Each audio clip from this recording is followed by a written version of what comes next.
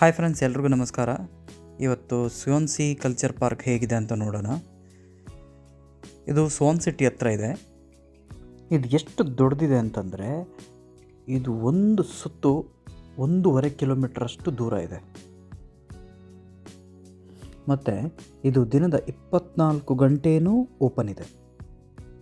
ಮಧ್ಯರಾತ್ರಿ 2 ಗಂಟೆ ಹೋಗಿ ವಾಕ್ ಮಾಡ್ತೀನಿ ಅಂತಂದ್ರೂ ಯಾವುದೇ ಥರವಾದ ಭಯ ಇಲ್ಲ, ಯಾವುದೇ ತೊಂದರೆ ಇಲ್ಲ. ಅಷ್ಟು ಸೇಫ್ ಆಗಿದೆ, ಅಷ್ಟು ಕ್ಲೀನಾಗಿದೆ, ಅಷ್ಟು ಚೆನ್ನಾಗಿದೆ.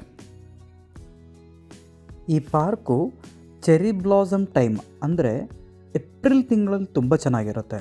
ಯಾಕೆಂದರೆ ಎಲ್ಲ ಗಿಡಗಳು ಹೂ ಬಿಟ್ಟಿರೋದ್ರಿಂದ ನೋಡೋದಕ್ಕೆ ತುಂಬ ಚೆನ್ನಾಗಿರುತ್ತೆ. ಹಾಗೆಯೇ ಡಿಸೆಂಬರ್, ಜನವರಿ, ಫೆಬ್ರವರಿನಲ್ಲಿ ಸ್ನೋ ಟೈಮಲ್ಲೂ ತುಂಬ ಚೆನ್ನಾಗಿರುತ್ತೆ. ಯಾಕಂದರೆ ಎಲ್ಲ ಕಡೆ ಸ್ನೋ ಬಿದ್ದು ವೈಟಾಗಿ ಚೆನ್ನಾಗಿ ಕಾಣುತ್ತೆ. ಸೊ ಮುಂದೆ ಸ್ನೋ ಬಿದ್ದಾಗ ಹೇಗೆ ಕಾಣುತ್ತೆ ಅಂತ ತೋರಿಸ್ತೀನಿ.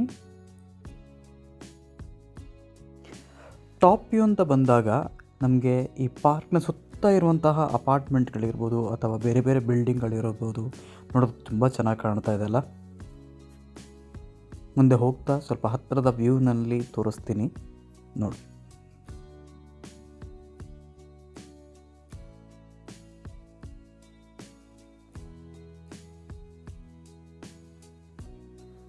ಈಗ ನೋಡಿ, ಅದೇ ಪಾರ್ಕು ಸ್ನೋ ಟೈಮಲ್ಲಿ ಯಾವ ಥರ ಕಾಣ್ತಾ ಇದೆ ಅಂತ.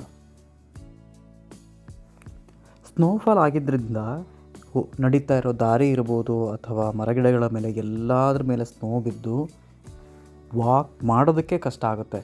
ಆ ಥರ ಇದೆ, ತುಂಬ ಸ್ಲಿಪ್ಪರಿ ಇದೆ. ಸ್ವಲ್ಪ ನೋಡಿಕೊಂಡು ಓಡಾಡ್ಬೋದು. ಅಂದ್ರೂ ಇಂಥ ಕೊರೆಯೋ ಚಳಿನಲ್ಲೂ ಕೂಡ ಜನ ವಾಕ್ ಮಾಡ್ತಾರೆ. ನೀವು ಕೆಳಗಡೆ ವ್ಯೂ ನೋಡಿದ್ರೆ ಜನ ವಾಕ್ ಮಾಡೋದು ಕೆಲವೊಂದು ಕಡೆ ಕಾಣ್ತಾ ಇದೆ ನೋಡಿ.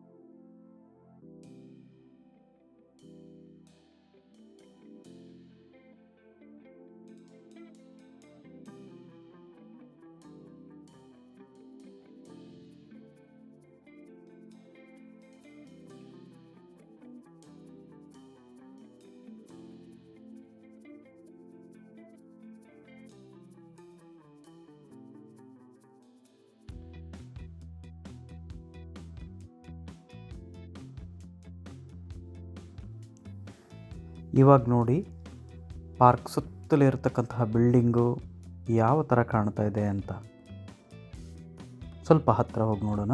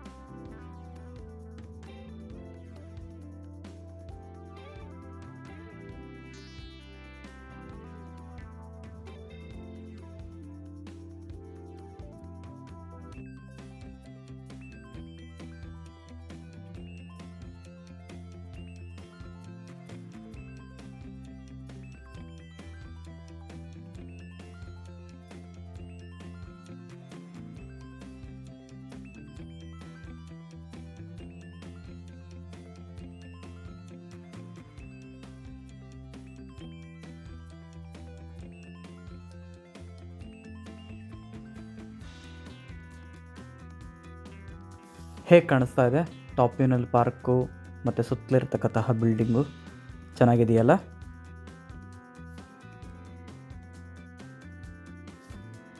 Thank you for watching this video. ಮುಂದೆ ಇನ್ನೊಂದು ವಿಡಿಯೋ ಜೊತೆ ಬರ್ತೀನಿ. ಹಾಗೆ ಈ ಚಾನೆಲನ್ನು ಸಬ್ಸ್ಕ್ರೈಬ್ ಮಾಡೋದನ್ನು ಮರಿಬೇಡಿ. Thank you.